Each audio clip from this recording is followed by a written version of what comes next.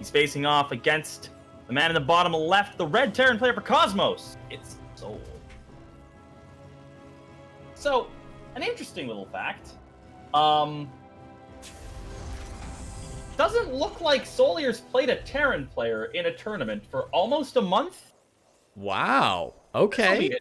See how this goes. He didn't play against any Terran players in the qualifiers. He qualified purely off the back, mostly his ZZ, and I guess a little bit of ZVP as well. Right. And yeah, I guess really at the end there he played a lot of ZVP. So ZVP, ZVZ. So we'll see how his ZVP is. Okay, all right. I was gonna say, is your question immediately being answered here? This is not something that is particularly common these days. I mean, Cats will always try to make proxy hatches work in every matchup, but sure.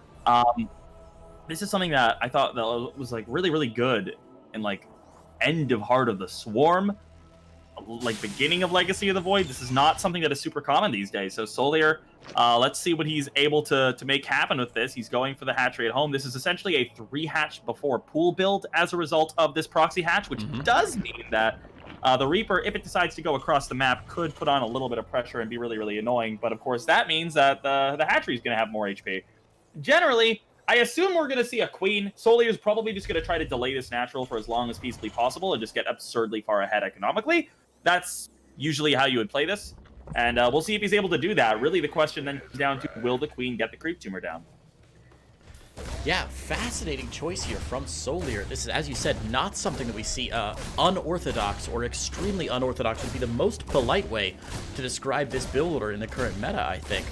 We do occasionally see proxy hatches, but as you said, much more common to cancel it and maybe replace it with the Evo chamber on that creep. And it's really just a little more common in CVP as well. Yeah, exactly. I rarely see this against a Terran player. Does snipe that spine crawler though, and oh my gosh, things going from bad to worse here for Souleer. This is not an auspicious start for this build. No, and the fact that he actually went for that spine kind of leads me to think that he really wants to, or at least initially wanted to, be a little bit more all in here than maybe I initially thought. I think losing the spine probably means that he's not going to want to do that. The lings are mainly to protect the queen from these units to be able to get the creep tumor down here. But he's still not droning. And I mean, now he starts to drone, but this drone is coming out at the natural or at the expansion again. So no gas for just yet. I mean, he does have gas now. He's going to start speed. So this is a weird one. This is definitely going to be a weird one. Souleer going very, very heavy on this pressure. We'll see whether or not souL's able to break out from this. I'm not a massive fan of this in theory. Tanks just do very, very well here.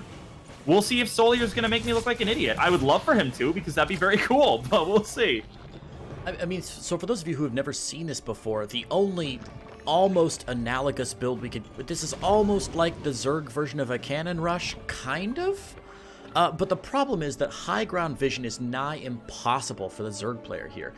You'd have to get an Overlord up into the main base somehow, but of course Marines exist, and that's going to make it very tough for any Overlord to really get on top here. And with a tank out on the high ground, that tank, and with the additional vision from the Reaper, this tank can shell away on that natural hatchery, for the second hatchery from Souleer, forever. And I think Souleer is starting to realize that, man, this might just not go the way that he wants. A quick reposition of the tank from souL should be able to destroy not just the hatchery, but also these spine crawlers. And while he has contained souL a little bit, he is going for a third base. Look at what's coming down in souL's main right now, Pengi. This is the mark of a Terran who is really frustrated being stuck on one base for way longer than he wanted to be.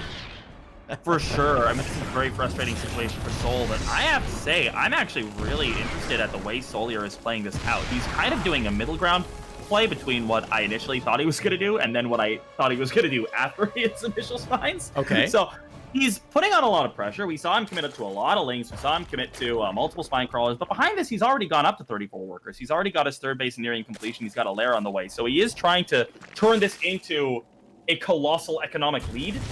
The real question is going to be how he does against this battlecruiser. But the battlecruiser is not going to be out for a while. He's already got the lair finishing up. He's already got spores. And I honestly think he's put himself into a really good position here. souL is going to have a lot of trouble cleaning up all this creep. I don't actually know if the Hellions are going to be able to clean up all of these creep tumors before the scan finishes. Are they?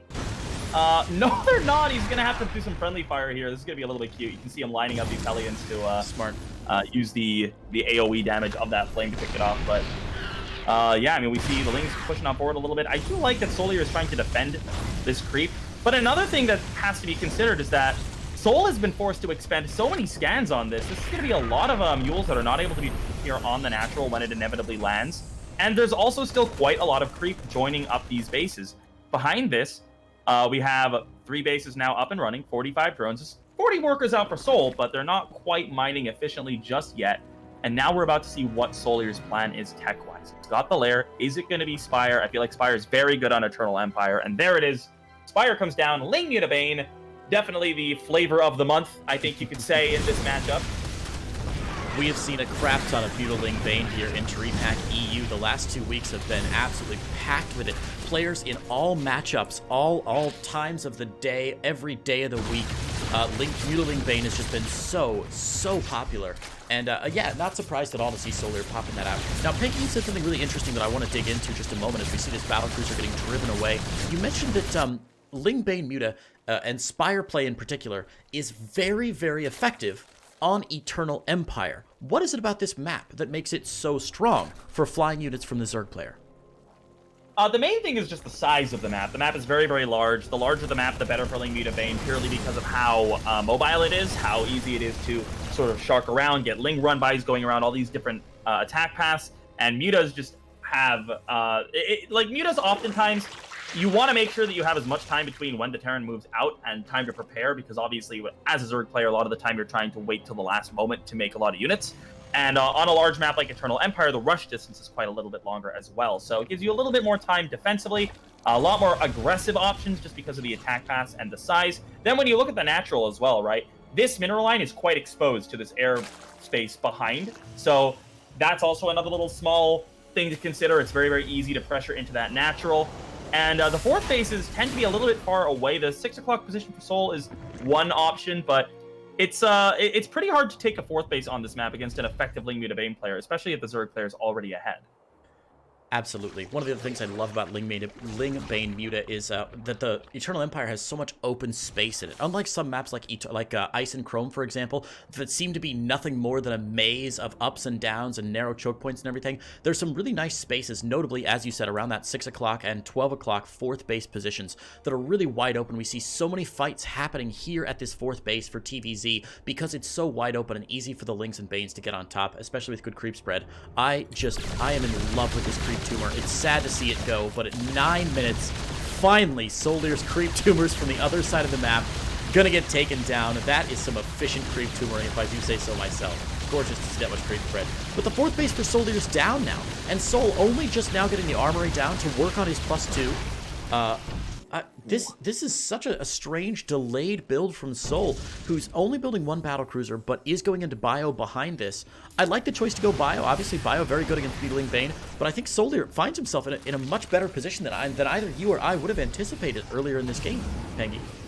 The funny thing, right, about Souleer is that we talked a lot about how cool the aggressive creep spread was. He actually has not done a very good job at spreading creep at home, ironically enough. Right. Which, as the game goes on, could prove to be a little bit of a problem. He does have a very, very nice army right now, but again, attacking off a creep is always a little bit scary. We'll see if he's able to snowball here. I love that he's picked off the wall here as the mutas start to pop on in. That does mean that the units are going to be a little bit funneled up for this tank. The tank goes down before getting too much done at all, and suddenly the units are into the main Creighton.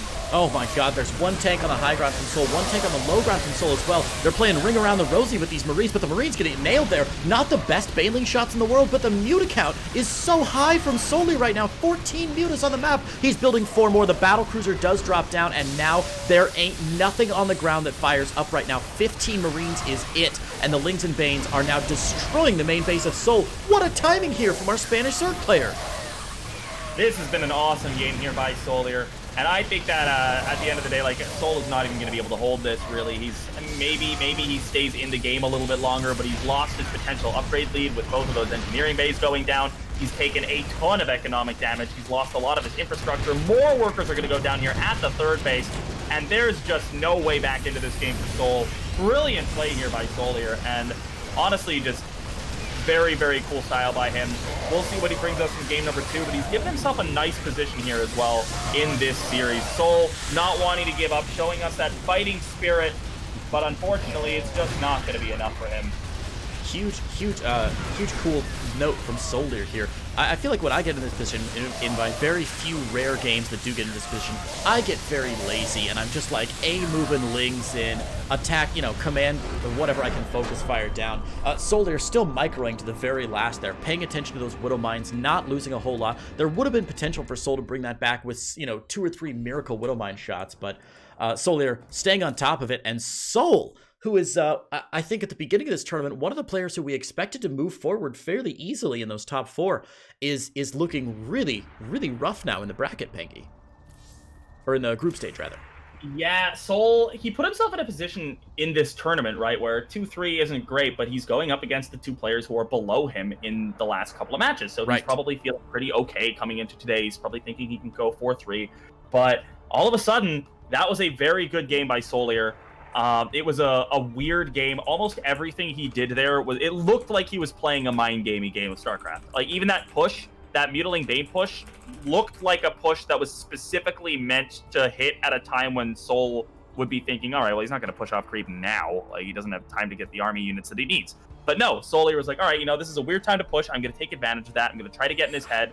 And honestly, like, you may not have known, I don't usually like to point this out, but it might actually be important in this series. Soul did not GG that game, which kind of implies that he might be getting in his head a little bit. You know, I hadn't even noticed that. I always just Pengy, I don't know if you know about me. I grew up in the Midwest in the US, where people are friendly all the time. Somebody cuts in front of you at the grocery store, you're like, oh no, go ahead, man, you must be in a hurry. Do. And so I just assume that players GG every game, and if they don't, I just don't see it. And I'm always like, oh, GG, great game. Interesting note, though, because Soul, I don't know much about him as like an individual human, but I've cast a lot of his games, and he seems like he's always very polite. I don't know that I've ever seen him skip a GG before. He's not a BM guy. I want to be very, very clear. Yeah, right, exactly. A BM guy. But we'll talk about that a little bit as we jump into Everdream. I think you have a little intro video, right? Yes, sir. Let's hop in. Oh, hang on. Quick pause from Souleer. My guess he's got the console bug. Yeah. Souleer's client really has trouble. For some reason, about half the games that I host with Souleer, he gets that console bug, and it really bothers him. I'm not sure what it is. He said he's unloaded his game, like reloaded everything. Blizz, please. But yeah, as I was going to say, since we have a little bit of time now. Sure. Soul is not a BM guy at all. Like, he's a very, very nice guy. He's very, very polite. But he is one of those players that has extremely high expectations of himself. So if you like, a lot of these players who do have that sort of mindset, it's a very good mindset to have to improve, right? Because you're really pushing yourself. You're never satisfied with your position. You always want to be better. And it's a great mentality for improving. But it can really get in your head if you lose against a player that you thought you should win against relatively handily, which I assume would be Soul's mindset going into this match against Souleer. Right. And he's going to be a little bit upset about that. Honestly, the rehost might help Soul quite a bit because it's given him an extra minute or two. Sure. Like, chill, just relax a little bit, get out of his head, and really sort of take this as another game. But I still feel like Soul's in a great position to take this series, just as far as I do think he's the favorite. I do think he's a pretty heavy favorite, but Souleer just showed us some cheeky play. We'll see if he's able to have another build up his sleeve. I don't think the proxy hatch is going to work again, but he might have something else weird up his sleeve. We'll see.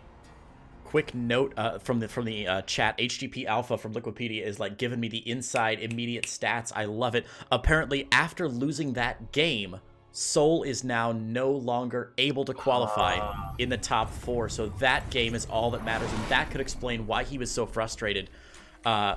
Because I think now his map score makes him impossible to qualify through. So the good news is every single one of these matches is worth $125. So both these players still going to play their hearts out. I mean, look, Pengy, $125 for a best of 3 show match. That's not bad money in StarCraft 2. It's not bad at all.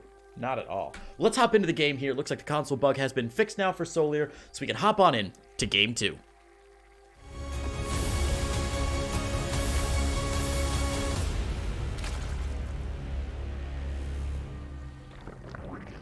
And spawning in the bottom left-hand side of Everdream, LE. It's our blue Zerg player representing Team Exxon and Spain. Going for the extractor trick, or is this just gas first? Oh no.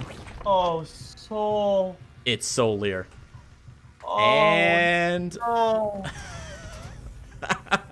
and I'm not even going to introduce where he spawned because double proxy raxing in the top right-hand side, about to be spotted by the Overlord pattern of his opponent. It is our Polish Terran player from Cosmos. Oh, Creighton. Oh, this is the worst feeling as the Terran player. Oh my, it's a build order loss. That's what it is. Build order losses are not very common in StarCraft in 2020. We're not in Wings of Liberty of old, where a lot of matchups were rock, paper, scissors, especially PvP.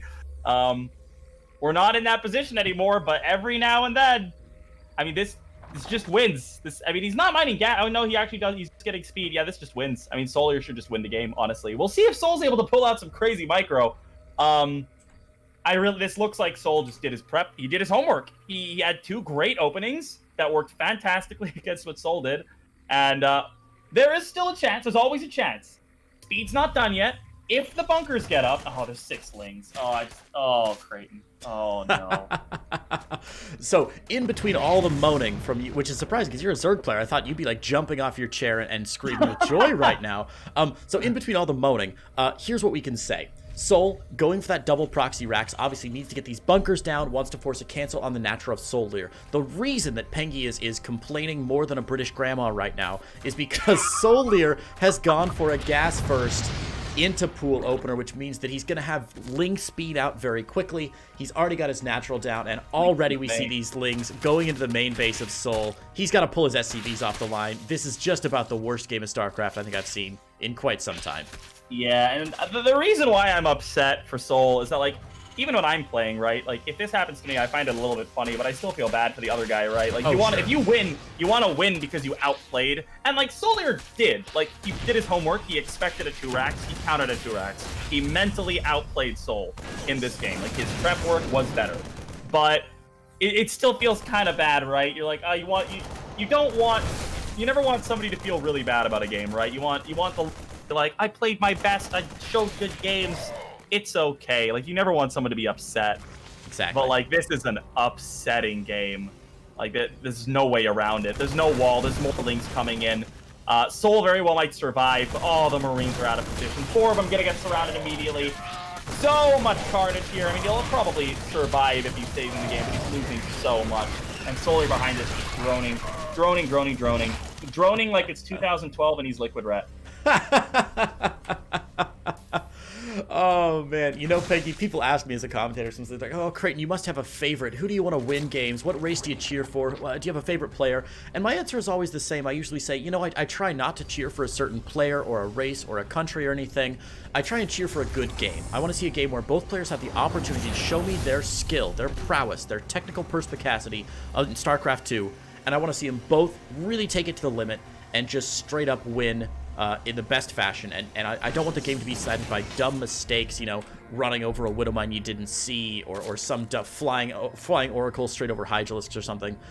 So the only StarCraft games for me that are really disappointing are games sort of like this, where a player is forced into a terrible position early on due to mistakes that he made or that his opponent was able to capitalize on, and not able to really showcase what a great player they are. If you're just tuning into this, you might be like, man, this soul is a joker. What is he doing in this tournament? He's a goofball. Get him out of here. Guys, soul is one of Cyril's Terran practice partners for the late game, because he's known as a late game Terran player who has immaculate control, incredible tech switches, and great scouting. Like, he practices with Cyril regularly. His TVZ is not rusty at all.